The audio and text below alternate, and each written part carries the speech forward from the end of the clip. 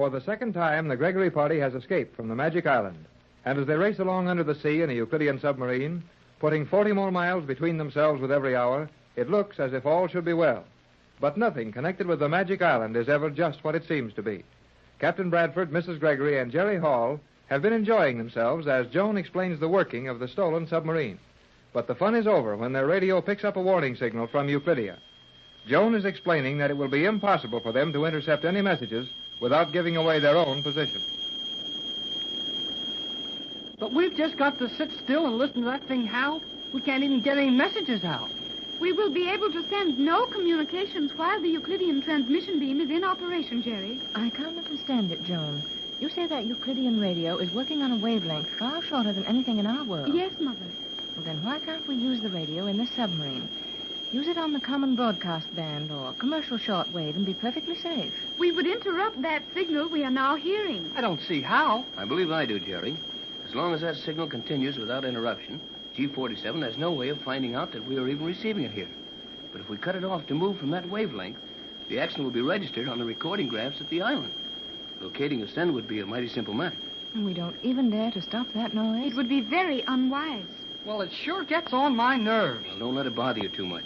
It's better to have a few shivers running up and down your back than it would be for G47 to locate us. Oh, I'll say it is. You're right, Tex. Why, it stopped. Yeah. And I can get along swell without it. I guess none of us will miss it much. If you wish to act quickly, you may try to reach Johnson now. We can use the radio to send him a message? I would not attempt that as yet. However, you know the wavelength of the boat Johnson is now on. And you know he will be transmitting almost a constant signal to you. I would suggest opening our set to that wavelength for reception. But we will have only 90 seconds. 90 seconds? For what? The Euclidean beam will be off for 90 seconds. Well, then hurry. Put that set on 6 meters. Very well, Captain. I will observe the time carefully and return the radio to normal in time to receive the Euclidean beam. We must be very careful not to run over into it. I've got the receiver on 6 meters. That's where we last heard from Johnson. But Tex, he was on a boat then, running to Los Angeles. Don't you think he should be home by this time? I wonder about that. Well, he'd be trying to reach us just the same, wouldn't he? Well, possibly not, Jerry. If Johnson is in Los Angeles, he's very busy trying to arrange a rescue party. Yes, and being laughed at every time he tells his story. Yeah, I guess that's right. Nobody would believe Johnson's story about what happened to us. The fact that you have not returned should offer ample proof that all is not well with you. And if Johnson is clever, he will succeed in making your friends understand your position. Well, he'll organize the rescue all right, Joan, but that takes time. Well, we don't seem to be doing ourselves any good on the radio. Oh, don't be too impatient, Jerry. We may have to listen for hours to get any word from Johnson. You have a powerful private transmitter at your home, have you not, Mother? Why, yes, Joan. Would it not be wise to... Wait, let me have the radio controls, Jerry. It is time for the Euclidean beam. I will make the change quickly. Glad you remembered that, Joan. Wouldn't be so good to run over into the Silence. Boy, you sure didn't give yourself any time to spare. You just barely got the set changed over when that signal came in. I was quite conscious of the passing of time. You've got more confidence in your watch than I'd have in mine. And what if that Euclidean beam had started a little early?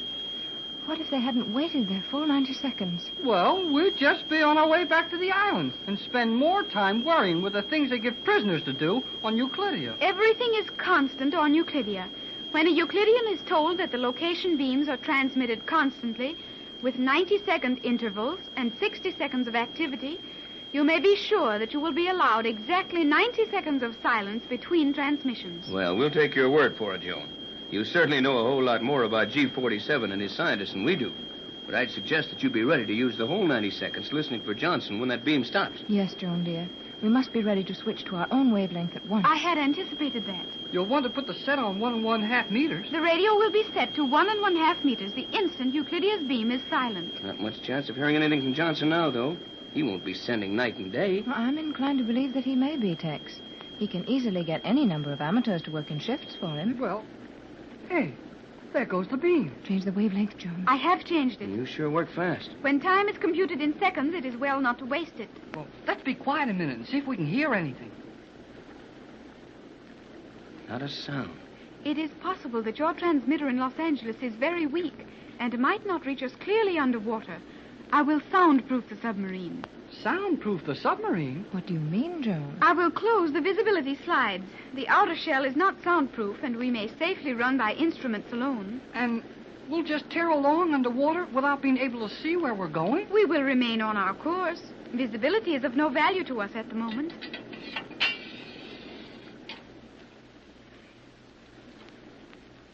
Why, that's wonderful, Joan. This is practically soundproof. The silence would be perfect, except for the fact that I have one vent open for securing fresh water. Oh, yeah, how about that water you promised us? Now, don't worry about that now, Jerry. Let's hope we may hear something from J-12C. Yes, J-12C is the call of our home station, Joan.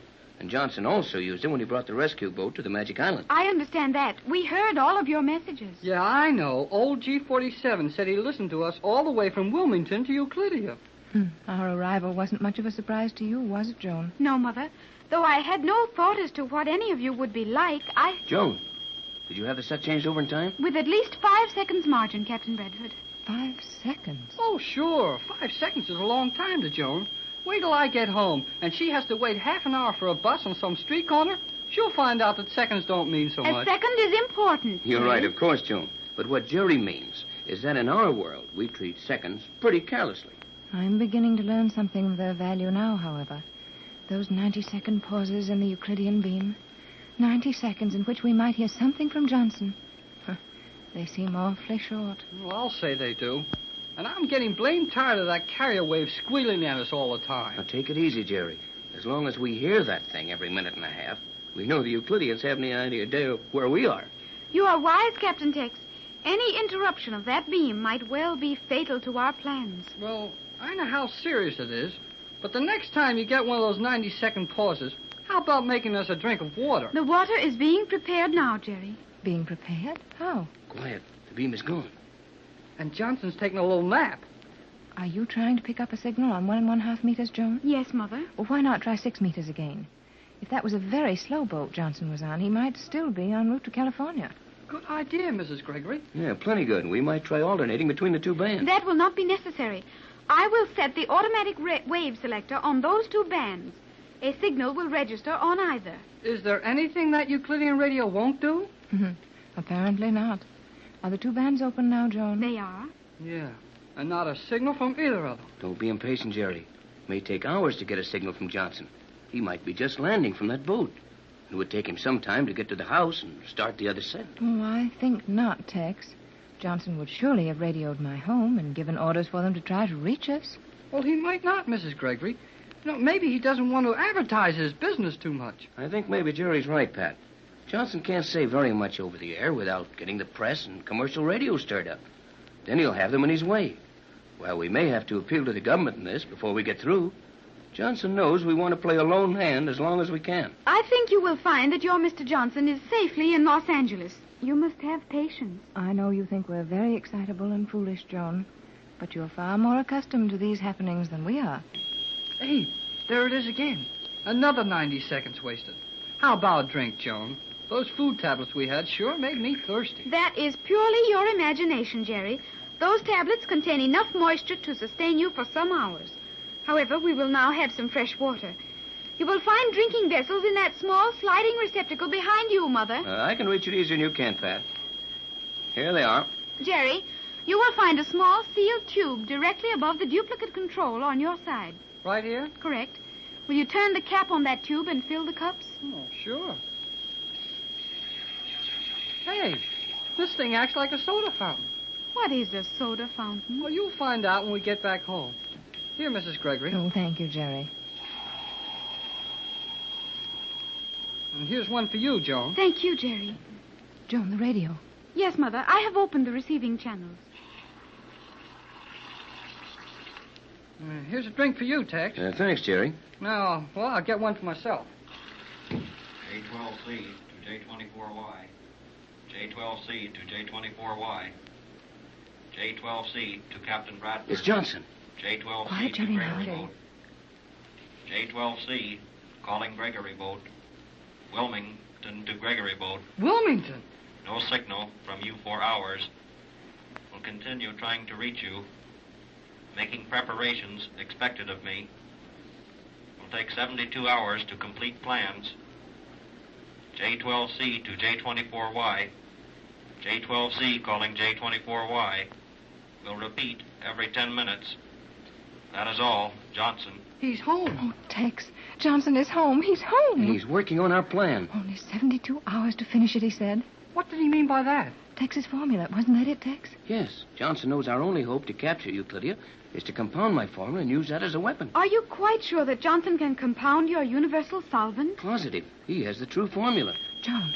Oh, it's lucky you thought to change that back. I was so excited I forgot. It is not wise to put excitement before duty. Good idea, Joan, if we could always remember it. Well, let's have a drink of the water that was made from salt water on a Euclidean submarine. You were going to explain how you made it, Joan. I will do so now, Mother. There is a small channel in the outer shell of the submarine through which a fine stream of salt water rushes at such speed as to reach the boiling point. It is a simple matter to utilize this almost automatic distillation process and draw off a stream of pure, fresh water. Think of that, Pat. We're racing through the ocean fast enough to make water boil. Well, it may be my imagination, as Joan said it was with Jerry, or my throat may be dry from excitement, but I certainly need this drink. So do I. Here goes. Thanks to Joan and the Euclideans, we can drink fresh water under 8 fathoms of salt water. Well, here's to our safe arrival in Los Angeles. Hey, my cup's empty. You emptied it in the excitement of hearing Johnson call. Well, golly whiskers. All that trouble to get a drink, and I have to spill it.